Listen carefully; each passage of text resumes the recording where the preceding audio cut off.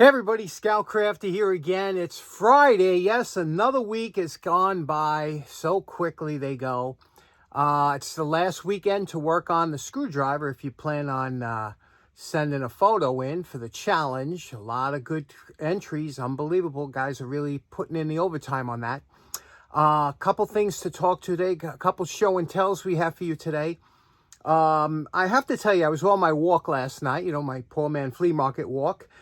And there was some good stuff out. You know, I didn't photograph anything because you've seen it all before. But when I was walking last night, it was a beautiful night and it was a full moon. You know, I was looking up at the moon and I said, wow, look at that. Absolutely beautiful. And the one thing I thought about is all of us, no matter where you are in the world, we can all say we've seen the same thing. We've all seen the same moon. Isn't that amazing? Like, you know, that's the one thing that bonds us all together is the fact that we all have seen the moon. And I was thinking about that when I was walking yesterday. I was like, you know, how many songs and poems were written about the moon, and how many times I've been on some godforsaken place of the planet, you know, in the military or somewhere else, and you're just away and you're a little bit homesick, and you look up at that moon and you say, I wonder if so-and-so is looking at that moon at the same time, or, you know, it's funny how so many wonderful poems and things were written about the moon, but not the sun. Nobody ever looks at the sun and says, you know, oh, I miss home. And you look at this, it's just a different feeling, isn't it? Maybe it's because nighttime you get a little bit more homesick or lonesome or whatever when you're away. But that's one thing that always was a wonderful sight to see, that familiar moon in the sky, especially when it's a full moon. And it made me think about, again, when you walk in, you're thinking about a lot of things. I was thinking about conspiracy theories. I was like, you know, a lot of people don't believe that we went to the moon. Now, personally, I believe that we did go to the moon. But if somebody was to say, are you willing to bet your life on the fact that we did go? I'll tell you the truth, as I got older, I realized I've become a lot more skeptical. And, you know, they talk about conspiracy theories, and maybe I am. Maybe I've seen too many things in my life that have turned out to be untrue or whatever, or fallacies. And my grandmother used to say, believe nothing what you hear and half of what you see. And think about that. It's true. Like, you might think, we all think we saw the moon landing, but you don't know what you're seeing. Nobody knows for sure. Nobody's been up there on the moon, so to speak, you know, and so we just take it for granted, you know, and there'll be people that'll fight and argue, but they don't really know. Nobody knows. And it made me think about conspiracy theories. Like, when I was younger, before the internet, before cell phones, a lot of times we would carry around a transistor radio. Remember that? You have a little earplug or something, and I'd be working at night, and I would listen to the radio. It makes the time go quicker. And sometimes there would be a gentleman by the name of Art Bell. And he would have a great show, radio show, had a lot to do with conspiracies and things like that. And one time I remember I was listening late at night, and his show was hours long. And he had the Kennedy assassination. I was hooked. I could not. Even during my lunchtime, I had to keep listening to that, you know. I had to listen to that whole show. He used to have a bunch of shows on it. And it made me think, and it made me wonder about, like, you know, even the assassination of our President Kennedy back in November 1963. It's one of on my bucket list is to go to Texas, to where it happened.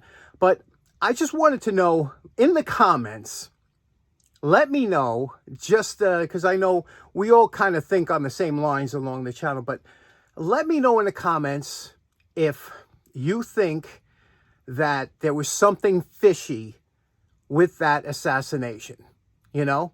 So if you think there was something fishy, just put one word. Yes, there was something fishy. There was something else involved, some government agencies involved. There was something fishy. Or if you think it was just Lee Harvey Oswald was acted alone, just like the Warren Commission said, then just say no. No, I don't think anything was so. One word. Yes, if you think there was something fishy. No, if you think there wasn't. Just so, you know, we know where we stand as far as our subscribers. You know, I'm always curious about that. Anyway, with that, we got a couple things to get to, a couple things down the shop. Let's get started right away. You know, I was pretty excited on Wednesday. We did this valve. A lot of people got a kick out of this and enjoyed it. And it really was a great project. Wasn't it, for $1 to take an old valve? So now I'm kind of looking around for any old valves I have to do another one. But I really enjoyed doing it, so I'm glad you did too. Next up, I want to talk real quick. I went to Elephant's Trunk, just to go real quick, to the flea market. I didn't film anything, but I bought this, okay? You know, you remember this, I did this for a good friend of the show, Joe. You remember Joe and Charlie, the Wonder Dog. Well, remember I did one for him and cleaned it up. It was all messed up, but this one was in really good shape. And I don't have one of these. You know, I did it for Joe, but I don't have one. This one has the cap on it. You see a removable cap. This is called the Dead-On Annihilator. And it's more or less what's called a wrecking bar. And it has a few different features. Obviously, see here the point here. And these little steps in here are for removing nails. You can put the nail in here and pry it up or whatever. This one here is a big one. It actually will fit a bolt head. Over here, this is actually a wire stripper. Same with here, just like a claw of a hammer. And then you have the face of a hammer. You have a pry, but this over here is for tweaking lumber. Now this is actually I found this on my walk. This is a 2x4 that somebody was, I guess, gonna rip down a little part, and they just forgot about it, whatever. So I grabbed this because I can use this wood. You know, it's a straight, look at that straight grain. It's a nice piece of wood for some kind of projects down here. But when I say about tweaking, this would go here. You see how it grips here? And you could tweak the lumber left or right or whatever you have to, or pull it down or rip it. Really handy to have this. Very strong, again, for a 2x4. Now, a modern 2x4 is called a 2x4, but it has no relevance to the measurement of 2x4. A modern 2x4 is 1.5 inches. You can see here, 1.5 inches by 3.5. Okay, 3.5 inches. And the reason they called that years ago a 2x4 was literally 2 inches by 4 inches. But then they started pulling some BS that's the cut before, you know, in order to save money. They cut it 2x4 before the shrinkage, meaning when it dries, it'll dry down to this finished dimension. But the truth is that this is a modern 2x4, 1.5 inches by 3.5. And this is what this cutout is made for, to grip these and to tweak and pull and, you know. And what do you think of this Annihilator, Dead-On? Interestingly enough, they're still in business today. They have quite a bit of products on their website. If you go on Dead-On Tools, and they have, you know, $50, anything over $50, free shipping, and they offer a few discounts. Interesting company. What do you think? Okay, next up, you remember the beginning of the week we did a frequency meters. You know, I showed you 2 of them. This one I ordered. I only just got this, and I got this on eBay, and it's Bakelite. Look at this beautiful, beautiful Bakelite case. That is just beautiful, and this is made by Standard. Now, they would probably use this case for many different gauges that they could fit in there, but what a beautiful one for this frequency. And this one here has both 50 and 60 cycles per second scales. So I want to try it. It's made by Aero. I hope it works, because it is such a beautiful meter. The only problem is the plug. You know, these plugs have seen better days. What I'm going to do is I'm just going to tape this up just to plug it in and see if it works. Now, anytime, of course, always clean the blades of the plug and then wrap this up. Not that it matters. It's just a covering, but we'll tape it up and then clean these off and see if it works. Okay, I taped it up with some Scotch Super 33. This stuff is so great. Good electrical tape. You can't be taped it up here. Okay. No more hole in the plug there. I inspected the rest of the cord. There's no breaks or wear anywhere. It looks good, but it was just this. It was chipped here. I cleaned it up here. Okay, wire brush. Let's plug it in, see if it works. Okay, here we go. Let's plug it in, see if it works. It's now plugged in. And there we go. You see the, let me see if you can see this here. You see the 60 on the right-hand side? It's vibrating. Now, because of the frame rate of the camera, it's a little difficult to see, but it is definitely vibrating. In person, you can see that moving up and down. You know, it's almost blurry. But there we go. Works beautifully. I love these vintage meters. Aren't they cool? Next up, pick this up for $1.